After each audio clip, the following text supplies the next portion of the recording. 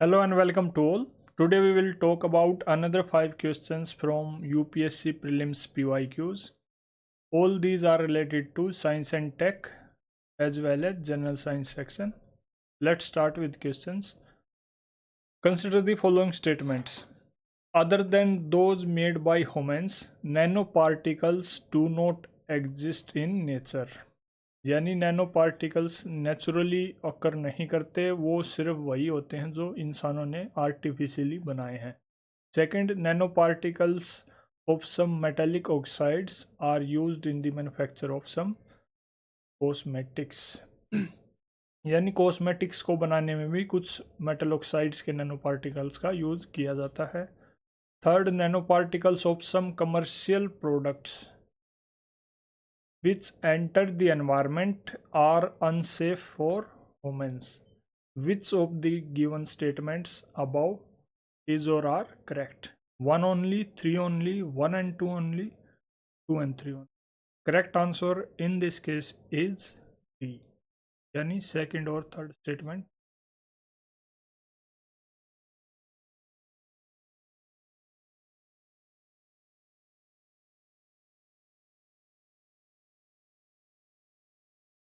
First statement incorrect है because they occur in nature also they do exist in. Nano particles क्या हैं इनके बारे में ऑलरेडी लेक्चर 5 में बात हो चुकी है. Link will be given in I button. These occur in nature that we know. Soil जैसे वोल्केनिक एरप्शंस में कुछ पार्टिकल्स हैं, कॉस्मिक डस्ट के पार्टिकल्स हैं.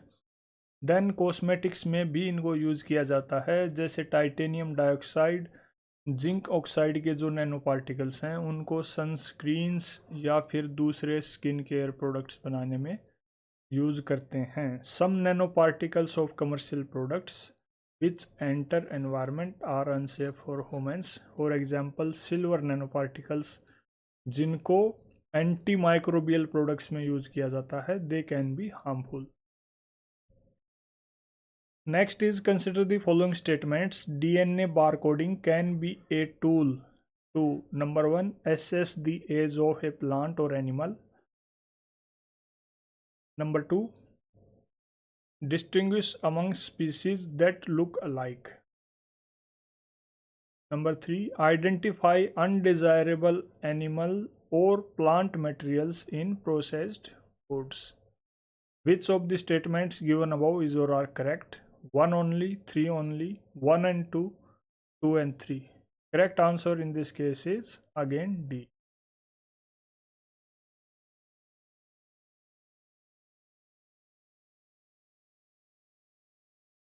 डीएनए बारकोडिंग क्या है? डीएनए बारकोडिंग एक मेथड है किस चीज़ का? स्पीसीज को आइडेंटिफाई करने के लिए. कैसे? By using A short section of DNA from a specific gene.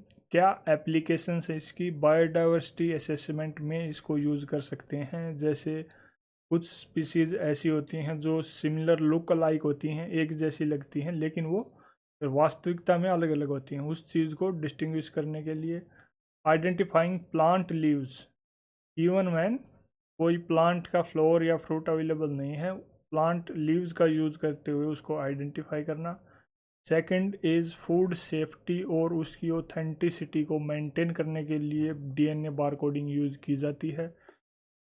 जैसे अनडिज़ायरेबल एनिमल और प्लांट मटेरियल प्रोसेस फूड में चेक करना, उसको आइडेंटिफाई करना. डाइट को इन्वेस्टिगेट करना किसी भी एनिमल की based on it's stomach content. Medical sector में भी इसका यूज़ है, एग्रीकल्चर सेक्टर में भी इसका यूज़ है. Next is consider the following. Carbon monoxide, nitrogen oxide, ozone, sulphur dioxide.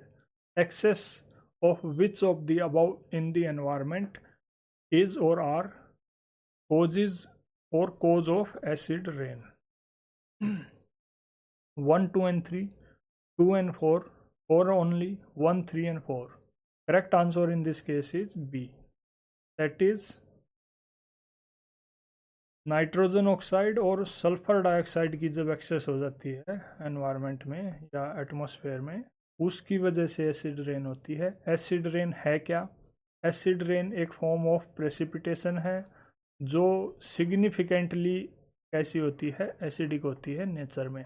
क्या कारण है इसके? जब सल्फर डाइऑक्साइड और नाइट्रोजन ऑक्साइड जो कि पोल्यूटेंट्स हैं, अलग अलग सोर्सेज से रिलीज होते हैं, जैसे फॉसिल फ्यूल का बर्निंग है, इंडस्ट्रीज हैं, व्हीकल्स वगैरह हैं, उन सब से जो ये पोल्यूटेंट्स रिलीज होते हैं, जब इनकी मात्रा एक्सेस में हो जाए एनवायरनमेंट में, तो ये रिएक्ट करते हैं वाटर और ऑक्सीजन के साथ जो एयर में प्रेजेंट रहती है।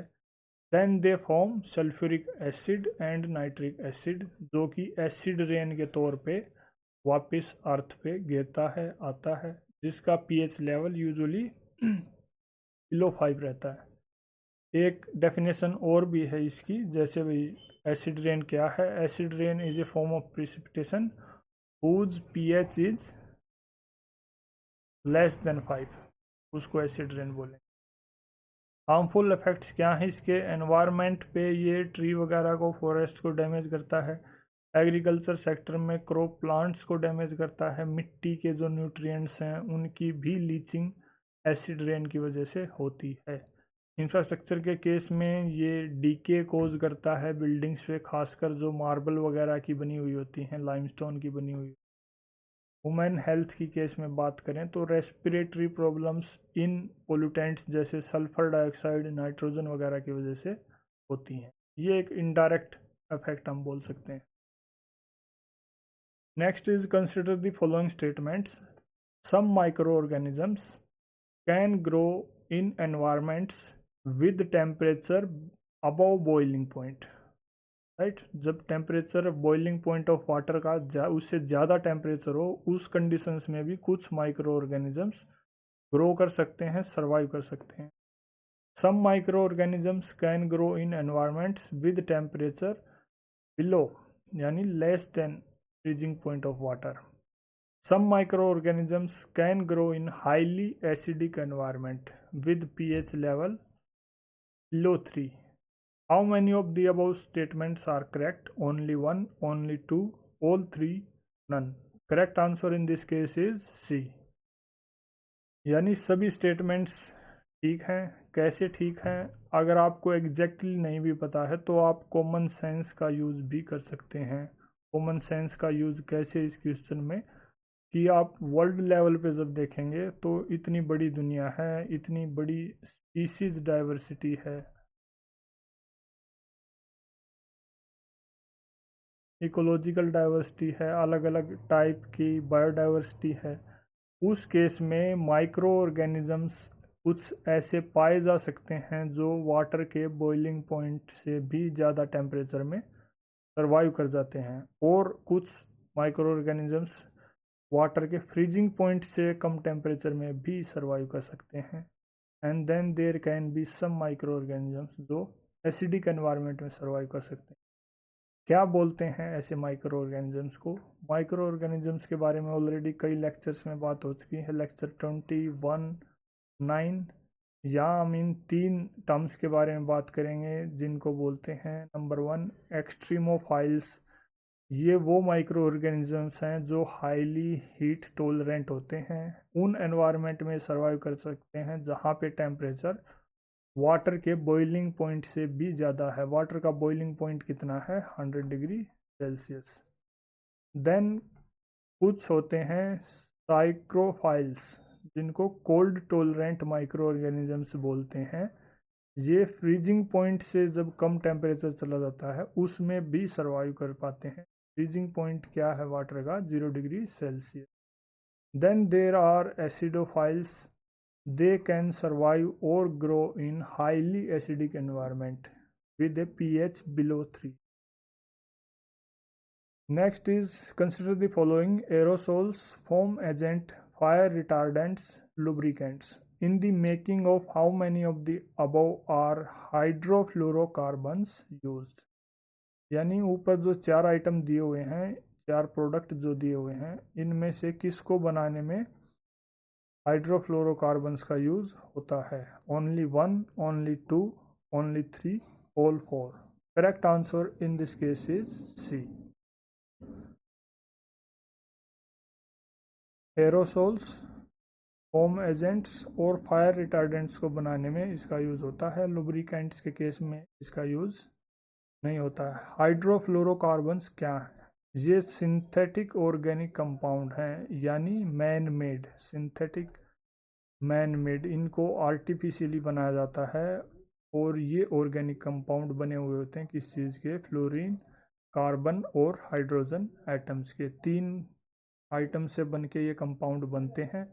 मोस्टली ये गैसेस की फॉर्म में मिलते हैं at room temperature and pressure पे, जिसकी वजह से ग्रीन हाउस गैसेस भी इनको बोला जाता है। ग्रीन हाउस गैसेस में ये एमिट करते हैं, उसमें कंट्रीब्यूशन करते हैं। क्या एप्लीकेशंस हैं? अलग अलग एप्लीकेशंस हैं इनकी, जैसे रेफ्रिजरेटर्स वगैरह में जो गैस यूज़ होती है उसमें हाइड्रोफ्लोरोकार्बन्स का यूज़ करते हैं। एयर कंडीशनिंग में इसका यूज़ करते हैं। फायर एक्सटिंग्विशर में, एरोसोल प्रोपेलेंट्स में, फोम ब्लोइंग एजेंट्स में, सोलवेंट्स इन इंडस्ट्रीज, इन सभी चीज़ों में हाइड्रोफ्लोरोकार्बन्स का यूज़ किया जाता है। That is all about today's discussion. Thank you.